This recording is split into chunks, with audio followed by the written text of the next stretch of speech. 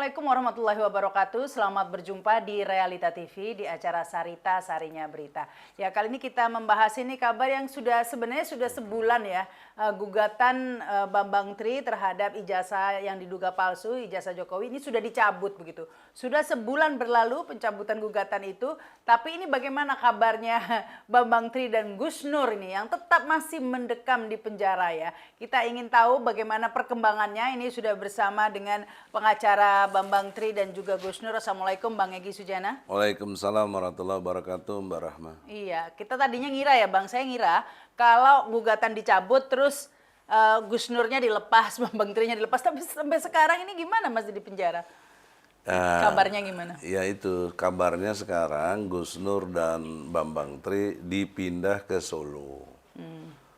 Menurut penyidik, kemarin dia telepon saya, penyidik menyatakan sudah P21. Nah, kalau P21 berarti sudah siap masuk pengadilan. Artinya sudah ada konfirmasi dari kejaksaan. Kalau nggak ada konfirmasi, P19 dibalikin lagi. Nah, ini P21 berarti sudah ready. Kok dikirim ke Solo kenapa? Nah, pertimbangannya menurut penyidik, saya juga nanya gitu. Alasannya banyak saksi-saksi tinggal di Solo dan sudah pada tua. Nah, cuma dia nggak jelasin siapa. Cuma dugaan kita barangkali guru-guru kali ya, guru dari Jokowi ketika SD, SMP, SMA. Itu dugaan. Nah, karena sampai detik ini kami sebagai tim lawyer belum menerima salinan yang dimaksud P21 atau pemberitahuan berkas lengkap. Nah, kalau masuk P21, berkas harus lengkap.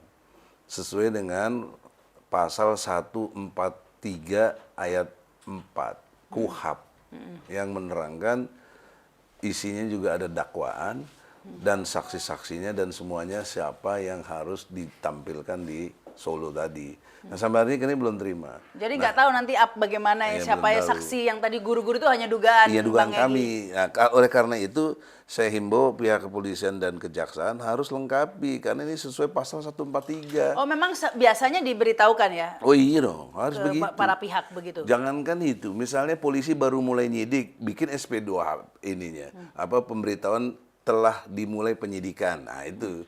Jadi jaksa tahu polisi telah melakukan penyidikan.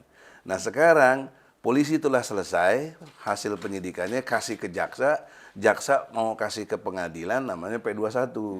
Nah, itu harus beritahu juga kita. Harus kasih kopinya lah begitu. Iya, harus kasih tahu Biasanya dan seperti harus itu, tapi ini lengkap. agak luar biasa ya. Karena 143 itu menerangkan kelengkapan, kecermatan, detail ya, jelas gitu, dan tidak obscurable gitu loh. Tidak kabur. Harus jelas. Nah, kalau itu nanti bisa dibatalkan di pengadilan. Namanya dengan eksepsi. Kenapa? Karena tidak sesuai prosedur. Iya, tidak lengkap tadi, tidak lengkap dan lain sebagainya. Nah, ini satu tanda-tanda bisa dibatalkan. Tapi begini Bang Egy, sebelum kita lebih jauh membahas soal persidangan, kembali lagi ke tuduhannya ini loh. Kan Gus Nur sama Bambang Tri ini kan didakwa penistaan agama gara-gara mubahalah. Kok Bang Egy tadi menduga guru-guru SD di Solo segala macam, emang ada hubungannya dengan ijazah palsu, penistaan agama? Ya itu kan dugaan kita. Karena mubahalah yang dilakukan Gus Nur dengan Bambang Tri kan objek yang dimubahalahkan itu kan ijazah yang diduga palsu. Dengan satu kalimat pertanyaannya kepada Bambang Tri, kamu berani menyatakan ini ijazah Jokowi itu palsu? Berani. Bagaimana kalau nanti sebaliknya kamu yang nggak benar? Saya siap dilaknat, bahkan siap kepala saya ditembak. Kan begitu, semua orang tahu di medsos ada itu. Nah, atas dasar itu Gus Nur melakukan mubahalah, membimbing dalam pengertian apa yang kamu ucapkan benar, apa yang kamu ini kan diyakini ketidaksalahannya, kamu siap dilaknat, siap. Bahkan itulah yang dibacakannya. Nah, ini sesuai konstruk hukumnya di dalam Ali Imran. Jangan lupa ini Quran, Ali Imran ayat 61, kalau bisa dikutip itu. Di situ dijelaskan bahwa mubahalah yang pernah dilakukan oleh Rasulullah di dalam konteks kesejarahannya itu ada hal yang diragukan dari beritanya Rasulullah. Maka Rasul ajak berdebat dalam pengertian mubahalah karena nggak ada saksi, nggak ada segala macam, itu perlu disebut dengan peristiwa keimanan yang gaib. Nah, lawan debatnya, lawan mubahalahnya nggak berani datang. Nah, padahal di situ silakan panggil anak istrimu, ya, datang ke satu tempat yang udah Rasul tetapkan. Nah, tapi tidak datang. Nah, jadi itu jadi satu peristiwa untuk segala peristiwa kehidupan yang untuk menyatakan kebenaran sesuatu tapi tidak bisa dikonfirmasi kepada siapapun, ya kepada Allah. Dan beratnya dari mubahalah adalah berakibat laknat. Jadi laknat Allah dalam peristiwa mubahalah dipastikan terjadi. Nah, mubahalah dalam konteks Indonesia secara nasional yang pernah saya tahu itu justru dimulai dari Habib Rizik yang saya pahami ya. Dari kasus chat mesum yang berkaitan dengan tuduhan kepadanya. Dia berani bersumpah sejak kecil sampai sekarang saya tidak pernah maksiat dan lain sebagainya. Itu mubahalah. Nah, bagi yang tidak mempercayainya ini, maka mubahalah itu terkena laknat kepada mereka. Nah, lihat peristiwa yang Habib Rizik sudah lakukan.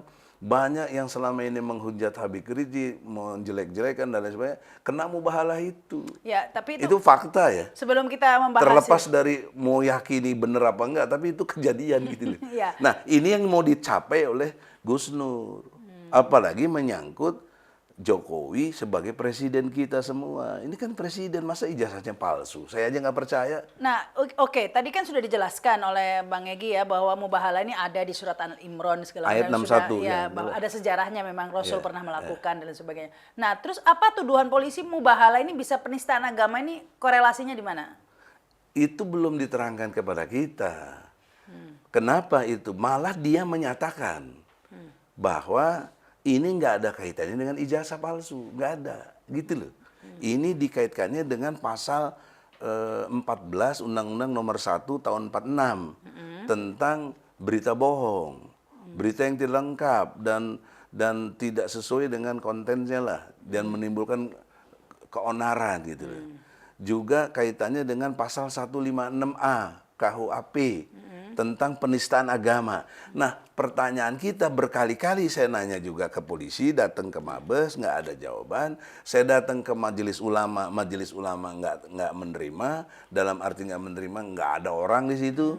Malah heran, masa kantor nggak ada orang itu. Nah, kita punya niat besok ke majelis ulama besok. Tolong dipantau juga. Karena polisi pernah menurut informasi Gus Nur bahwa dinyatakan sebagai satu penistaan agama, keterangan ahli dari agamanya dari MUI. Nah, saya mau konfirmasi siapa ahlinya itu kok menyatakan mubahalah ini adalah satu penistaan agama. Jadi dengan pengertian itulah saya berharap besok ada kejelasan. Nah, kalau nggak ada kejelasan juga ya sudah kita bertarung di pengadilan dan ini bagus Mbak Rahma, bagus sekali dalam pengertian ilmu hukum ya. Pada waktu perdata kenapa saya cabut? Karena beban pembuktian ada pada kami. Beban pembuktian ada Bambang Tri yang mana saya sudah mencoba nggak bisa dihadirkan di pengadilan dan sedang ditahan di penjara sehingga tidak bisa akses kita tentang bukti, tentang saksi-saksi yang tahu Bambang Tri. Maka pertimbangan hukum kami, tim, jadi bukan saya sendiri, udahlah kalau gitu kita cabut supaya tidak hilang momentum hukumnya, karena kalau kita masuk pasti dikalahkan dan tidak bisa lagi gugat. Close. Nah, supaya tidak close, kita cabut dulu, istilahnya counter attack kita, ya, serangan balik kita cabut sehingga mereka menjadi beban pembuktiannya ada pada mereka. Kenapa begitu? Karena dia masuk ke pidana. Nah, kalau pidana kan tuduhan kepada Gus Nur dan Bambang Tri telah melakukan penodaan agama. Dia harus buktikan dong. Nah, apa salah satu alat buktinya? Tentang ijazah palsu. Nah, kalau dalam persidangan nanti tidak satupun ditunjukkan ijazah aslinya Jokowi, maka konfirmasi logika hukum mengatakan Bambang Tri dan Gus Nur lah yang benar. Nggak ada hoak, nggak ada berita bohong, nggak ada membuat keonaran. Apa yang onar nggak ada? Justru karena onar ini Jokowi tidak datang ke pengadilan. Kalau Jokowi datang pada waktu perdata, selesai. Kan nggak mau datang. Oke lah, sekarang takdirnya Allah, saya melihat peristiwa ini bagus. Kenapa? Saya mau bertarung secara intelektual di pengadilan, ya. Polisi dan jaksa harus berkewajiban menghadirkan Jokowi. Harus dong, karena itu kan jadi objek hukum yang kita persoalkan. Mubahalah itu kan tentang ijazah palsunya diduga dari Jokowi gitu. Dan tadi itu tuduhannya kan 2 pasal. Tadi itu ada penistaan agama, yang satunya lagi pasal berapa tadi? Pasal 14. 14 ya, 14 ini tentang penyebaran Undang-Undang nomor 1. Undang-Undang nomor 1 tahun 46. Oh, ini Sebenarnya udah punyanya Habib Rizik juga, ini Iya, undang-undangnya Habib Rizik juga. Ratna Sarumpait, iya. saya juga kena di ini penjara karet ini. gara-gara itu. Padahal nggak jelas tuh undang-undang itu. Iya, ini ya tahun 46 ya, tahun zaman. Udah kadaluarsa banget lah. Nah, pasal 14 Undang-Undang nomor 1 tahun 46 ini kan membahas tentang berita hoax, Iya. penyebaran berita hoax dan tidak benar. Dan menimbulkan keonaran. Nah, berarti di sini kan harus dibuktikan yang hoax itu apanya? Iya, betul. Itu maksud saya. Yang hoaxnya itu kalau kaitan dengan mubahalah, ijazah yang diduga palsu yang dipunya Jokowi. Maka supaya tidak hoax yang dimaksud oleh Bambang Tri dan Gus Nur, ditampilkan dong yang asli. Mana yang aslinya? Nah, sepanjang itu tidak, ya yang benar Bambang Tri sama Gus Nur. Nah, saya menarik di sini, polisi berani bertarung di sini, ada 2 kemungkinan menurut saya. Kemungkinan adalah betul Jokowi punya aslinya. Kalau itu ada, saya senang. Berarti kita punya presiden yang nggak bohong dalam perspektif ijazah. Syukur, alhamdulillah. Case close. Ya Bambang Tri yang harus dihukum karena dia udah dituduh sebagai melakukan tindak pidana. Tapi sebaliknya, kalau dia nggak punya, apa yang harus dilakukan oleh kita masyarakat dan juga pengadilan? Harus menyatakan bahwa ijazah Jokowi itu palsu. Itu logika hukum yang nggak bisa dibantah karena itu udah konsekuensi logis hukum gitu loh. Logika itu. Nah, kenapa ini tetap dimajukan oleh pihak kepolisian? Nah, saya menduga secara politik. Kalau ini politik udah, ini mungkin aja dikondisikan udah biarin aja deh. Memang palsu kok, biar ketahuan dalam pengadilan. Itu bisa juga. Tapi itu spekulasi tinggi sekali, belum tentu juga. Kayaknya nggak mungkin deh kan, Mas, Iya. sengaja dibiarkan terbuka gitu kan. Iya. Kalaupun palsu kan nggak mungkin dibiarin sampai ketahuan toh Bang. Ya ditutupi tuh. Ya kalau kepentingan politik kenapa enggak? Orang semuanya sudah klarifikasi dari UGM semua sampai klarifikasi meskipun tanpa bukti ya. Gampang sekali. Apa saksi-saksi ini saya ingat asal ilmu hukum ya.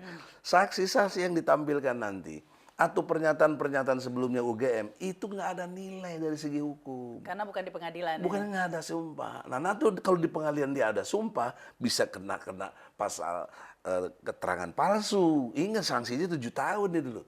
Keterangan palsu. Saya bisa belejetin, lu bisanya. Kenapa? Karena foto yang terpampang dalam ijazah itu bukan foto Jokowi. Itu fotonya si Hari Mulyono. Nah, itu yang mau saya tanya karena ini menarik. Itu makanya. Karena pihak UGM sendiri mengakui bahwa memang ada mahasiswa bernama Hari Mulyono. Ada dong. Ada, tapi ijazah yang ditampilkan di media sosial itu adalah ijazah Jokowi, bukan Hari Mulyono. Oh, fotonya? Katanya Jokowi begitu. Oke, enggak kita ikuti. Oke. Makanya benar. Enggak, gini Bang Egy. Oke. Kalian sudah beredar foto Hari Mulyono, bukan foto Jokowi? Enggak, itu katanya foto Jokowi. Oke, kita follow aja ya, kita ikuti. Ya, Anggap follow, itu. ya. Ya, anggap Ikuti. itu memang itu adalah foto Jokowi. Nah, pertanyaannya berarti kan harus ada foto lain yang menunjukkan Hari Mulyono dong. Harus Iya ada dong. ijazah lain dong. Iya dong. Berarti harus ada 2 ijazah dong. Iya dong. Satu ijazahnya Jokowi, Iya. satu ijazahnya Hari Mulyono. Iya. Tapi Dan selama jangan ini lupa, satu yang jangan itu. lupa, ada ilmu hukum yang nggak boleh dilewati, lewat forensik.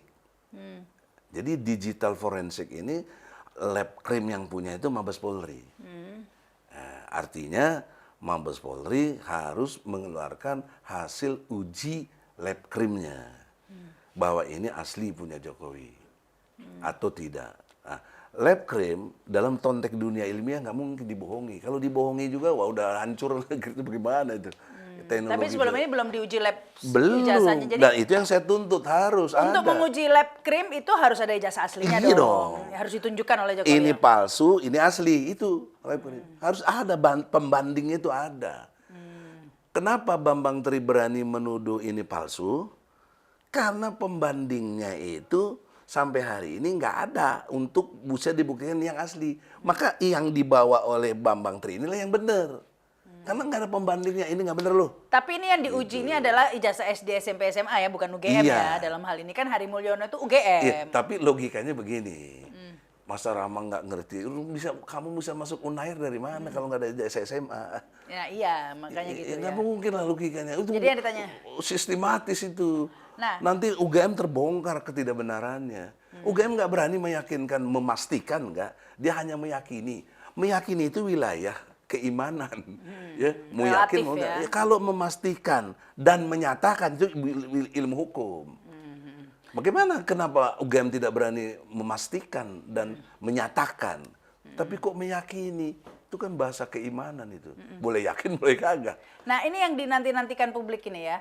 Karena kan sebelumnya begitu kecewa ketika gugatan dicabut itu Ya, pada iya. hari Kamis atau Jumat, padahal Seninnya itu mau sidang kedua. Udah pada kecewa ya. Nah ini kan itu kan strategi kita dong.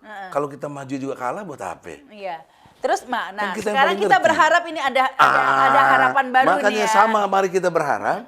Saya bertarung intelektual, karena beban sama mereka. Kalau yang kemarin beban sama kita, saya nggak kuat. Saya udah bilang juga, saya nggak kuat. Kenapa nggak kuat? Nggak bisa nganterin si Bambang Tri ke pengadilan. Nggak bisa datengin saksi-saksi, bagaimana? Kan nggak kredibel jadinya. Nah. Lebih baik kita cabut dulu, tidak hilang. Nanti setelah ini kalau terbukti, saya bisa gugat lagi, bisa. Ada hak hukum. Karena belum masuk pokok perkara ya Belum, kemarin. itu Ya. cerdas Rahma, aku senang. Aku sarjana hukum juga kan. Nah, terus sekarang bukan karena sudah sering wawancara. Oh, iya, Udah iya, pinter iya. jadinya. Allah Jadi Akbar. begini, Ya. kapan ini kan publik sudah menanti-nantikan kapan sidang pertama ini di Solo itu? Sampai hari ini belum ada kabar. Karena Gus Nur baru dibawa kemarin. Kemarin katanya malah dibawa ke Kejati dulu di Semarang. Saya dengar begitu terakhir. Nah, adapun kapan sidangnya ya diduga minggu depan lah. Nah, yang dibawa itu Gus Nur saja atau berdua? Berdua Bambang Tri. Oh, Ya, kan dua-duanya. satu paket, nggak mungkin Gus Nur sendirian. Orang dia melakukan mubahalah kan bersama Bambang Nah, Tri. itu ya saya juga nggak ngerti. Kalaupun itu menyebarkan berita bohong, seharusnya yang bohong kan Bambang Tri, bukan Gus Iya. Nur. Apa hubungannya Gus Nur ditahan ini? Itulah. Gus Nur tuh posisinya hari ini seperti Barahma. Iya, hostnya. Hostnya, iya, kenapa harus ditahan coba? Nah, makanya saya bingung gitu. Bahkan konten-konten Gus Nur yang tentang mubahalah ini dihilangkan coba. Padahal itu kan barang bukti. Bagaimana kok penyidik bisa menghilangkan barang bukti? Atau diprivasi, jadi nggak bisa di orang melihat begitu loh. Tidak bisa di-download. Oh, karena channelnya Gus Nur sudah diambil ya? Iya, semuanya diambil ke sana. Nah, terus kemudian di private ya? Iya, jadi nggak bisa orang mengakses. Untung kita punya sendiri, ya kita upload aja lagi apa ini orang ini kepentingan publik kok. Nah, ya itu. Jadi kalau ditanyakan ke pihak penyidik belum ada penjelasannya kenapa Gus Belum Nur ada. ditahan dan nanti akan dijawab Belum. semuanya di pengadilan Iya, harapannya ya begitu iya. ya. Nah, ini nanti Bang Egy tetap mendampingi Oh iya. Bambang dan Gus Nur di Ya Solo nanti. tambah lagi lawyer yang dari Solo karena kita kan bolak-balik Solo dan frekuensi mungkin seminggu sekali kan repot juga karena gini kan kagak ada biaya gitu mandiri semuanya dari mana kita. Oh, jadi nanti tetap mendampingi Kalau di polisi sana. dapat gaji, jaksa dapat gaji, kita lawyer dari mana? Nah, Loh, itu juga. kliennya nggak punya duit. Nah, itu menjadi pertanyaan ya, karena ketika gugatan dicabut orang juga wah jangan-jangan ada deal ini gitu, jangan-jangan gini. Nah, ini untuk membuktikan Bang Egy bahwa itu dugaan itu salah, bahwa Ya Bang memang Egy salah lah. nggak terima Buktinya, ya uang, buktinya, nggak terima apa untuk cara mencabut buktikannya gugatan. gini, cara buktinya. Kalau saya terima sesuatu, apalagi dulu di sini ada amplop coklat, saya mesti diam. Itu logika hukum. Nggak mungkin etikanya saya tetap berkoar-koar. Kalau udah terima duit, itu gila betul orang. Gampang Habis aja. deh nanti Bang Egy. Iya makanya. Nah saya tetap konsisten, mohon kepada Allah diberi istiqomah, ya melawan. Mereka nuduh macam-macam ya sudahlah. Bagian dari amal saya, dosanya dicabut sama yang fitnah. Ya, Fitnah jangan nuduh saya, jangan nuduh saya. iya makanya yang fitnah. Baik kita buktikan di sidang ini. Iya, Menarik jadi ini. itu harapan Nah, harapan habis ini publik ya. pidana ini selesai, saya bikin gugatan baru lagi. Nah, itu harapan publik ya Bang Egy ya, bahwa dugaan bahwa Bang Egy ini mencabut gugatan karena ada imbalan begitu itu adalah salah dengan cara tetap dikawal kasus ini, nggak lenyap begitu saja. Iya dong, buktinya saya siap bersidang di Solo, dimanapun kita jabani gitu loh. Jadi gini Bang, soal berita bohong ini yang nggak jelas ini sebenarnya sudah kelak berapa kali terjadi sebelumnya ya, kayak Jumhur, Syahganda itu kan katanya menyebarkan hoax soal undang-undang Omnibus Law gitu. Iya. Which is ternyata nggak ada hoaxnya gitu loh, bahkan nggak ada ada. MK-nya. Tapi itu tetap aja tapi akhirnya dibebaskan sih, tapi tetap di penjara 10 bulan dulu gitu loh, tanpa ada pembuktiannya. Jadi, saya khawatir hal yang sama terjadi. Tanpa ada pembuktian, sidang aja nggak dibuktiin itu ijazahnya asli atau palsu. Iya, itu juga yang kita khawatirkan. Tapi disinilah kita bersyukur setelah saya cabut gugatan kan ada bergerakan dari masyarakat. Seperti Pak Mudrik, senior udah umurnya 78 atau berapa tuh, masih mau mempersoalkan nulis surat ke DPD dan DPR. Sampai hari ini surat Mudrik nggak dijawab nih. Hey DPR, DPD, kamu punya hak bisa manggil presiden, kok nggak lakukan ini, gimana saya? Satu pun anggota DPR nggak ada yang komentar soal ini. Jadi bagaimana logika kita bernegara dengan teori Montesquieu tentang pembagian kekuasaan? Ini urusan kalian DPR. Rakyat dipersusah begini. Kalian bisa panggil presiden, tapi kalian nggak panggil presiden. Itu kan kalian tuh udah disfungsional. Makanya pernah saya gugat tahun lalu DPR tuh. Yang tidak menjalankan fungsi sebagai DPR. Tapi itulah, nanti kan peristiwa ini akan menjadi akumulasi rasa ketidakadilan yang sudah terjadi. Kan tidak mungkin kalau Allah tuh istilahnya tidak tidur. Pasti ada jawabannya. Kita cuma sabar saja melihat laknat Allah akan jadi ini. Insya Allah nggak terlalu lama lagi, insya Allah. Ya saya ngeri lah. Ya tapi kalau tetap udah saya Allah ingin bicara, tahu. Tapi memang makanya semua... sebelum itu terjadi kami justru kasih jalan keluar yang terbaik. Apa susahnya Jokowi? Kalau memang kau punya yang asli, ya bawa saja gitu loh. Case close sudah. Memang itu yang ditunggu-tunggu ya, karena ini ada satu ijazah.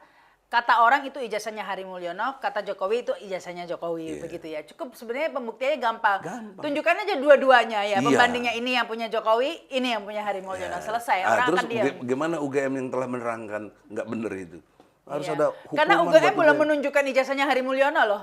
Seharusnya UGM menunjukkan ini Hari Mulyono yang ini, bukan itu gitu kan. Itu, dia nggak lakukan Foto itu. nggak dilakukan juga. Enggak, itu udah kita jelas lah. Oleh karena itu lewat podcast Mbak Rahman ini pertama sekali dari yang podcast lain. Kenapa? Karena pas dipindahkan Gus Nur ke Solo, baru kali ini saya diwawancara.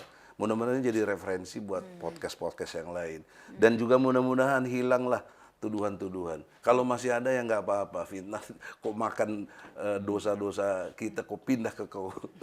Kita lihat aja, kita nanti kayaknya semoga Bang Egy dan tim tetap istiqomah gitu ya Bang ya. Karena Allah. saya yakin nih Bang, saya yakin ya pasti serangan ada dong ya Bang. Udah pasti ada. Iya kan. Jadi... Kan jangan lupa Egy dia apa-apain ya kan ada tim yang lain. Kalau tim dia apa-apain ya nanti rakyat bergerak lah. Masa rakyat cicing wae enggak lah, saya yakin lah. Cicing wae. Iya kita nantikan ya, kita pantau terus pastinya. Pasti ini yang setelah publik kecewa ya, terus terang ya langsung YouTube. Ini ada harapan lagi nih. Ada harapan lagi bahwa akhirnya kita bisa tahu ini hoax apa enggak gitu loh. Bukannya kita menuduh Jokowi. Makanya dengan hormat, daripada kau fitnah aku begini dan begono, kau doakan. Istiqomah seperti Mbak Rahman, doakan serius, kita fight. Anda punya podcast ini untuk digunakan yang jalan yang benar begitu loh, bukan memfitnah orang. Iya, jadi ini kesempatan kita membuka yang sebenarnya itu apa begitu ya, sehingga nggak ada yang tuduh-tuduhan terus.